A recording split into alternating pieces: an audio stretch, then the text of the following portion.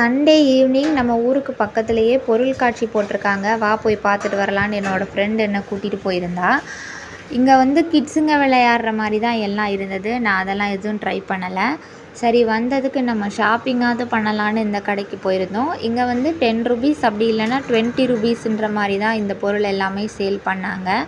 நான் இதில் ஸ்பேச்சுலா வாங்கலான்னு தேடினேன். ஆனால் அந்த ஸ்பேச்சுலா வுட்டில் தான் இருந்தது. அதுலேயுமே 2 தான் வச்சுருந்தாங்க ஸ்பேச்சுலா. அது வுட்டில் இருக்கிறதுனால நான் வந்து வாங்கலை. இதுக்கு பக்கத்துலேயே கவரிங் பொருட்களுமே சேல் பண்ணிகிட்டு இருந்தாங்க. அதில் நான் ஹேர் ஆக்சசரிஸ் மட்டும் வாங்கினேன். நெக்ஸ்ட்டு கீ செயின் வந்து கஸ்டமைஸ் பண்ணி கொடுத்தாங்க. அதில் நம்ம கேட்குற நேமை கஸ்டமைஸ் பண்ணி கொடுத்தாங்க. 50 ரூபீஸ் இந்த இதுக்கு. கீ செயின் வந்து ட்ரை ஆனதுக்கப்புறம் நல்லா தான் இருந்தது. நான் பிக்சராக ஷேர் பண்ணியிருக்கேன் பாருங்கள். பேங்கிள் கலெக்ஷன் எல்லாமே சூப்பராக இருந்தது. அதுவுமே ஒரு தனி ஷாப்பாக போட்டிருந்தாங்க.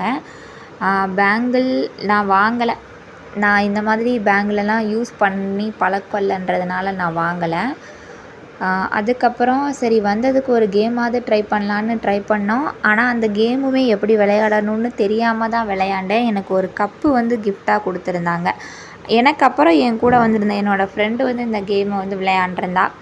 நான் ஃபஸ்ட்டு விளையாடும்போது இந்த நம்பர்ஸில் எல்லாத்துலேயுமே செப்பரேட்டாக தனித்தனியாக அந்த பாலை போடணும்னு நினச்சி நான் விளையாண்டேன். ஆனால் செப்பரேட்டாக போடணும்னு அவசியம் இல்லை. ஒரே டிஜிட்டில் கூட 6 பாலுமே வந்து போடலாம் அப்படின்றது அதுக்கப்புறம் தான் தெரிஞ்சது.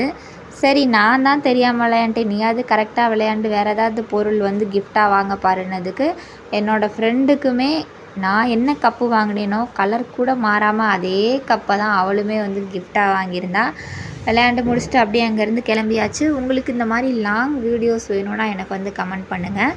நான் இதை வந்து ஷார்ட்ஸ் வீடியோ தான் எப்போவுமே நான் யூடியூப்பில் போட்டு பழக்கம். ஷார்ட்ஸ் வீடியோ போடுறதுக்காக தான் சின்ன கிளிப் மட்டும் எடுத்திருந்தேன். இனிமேல் கமெண்ட்ஸ் வந்தால் நான் லாங் வீடியோ அப்லோட் பண்ணுறேன். என்னோடய சேனலை சப்ஸ்கிரைப் பண்ணலைன்னா சப்ஸ்கிரைப் பண்ணிக்கோங்க. தேங்க்ஸ் ஃபார் வாட்சிங்.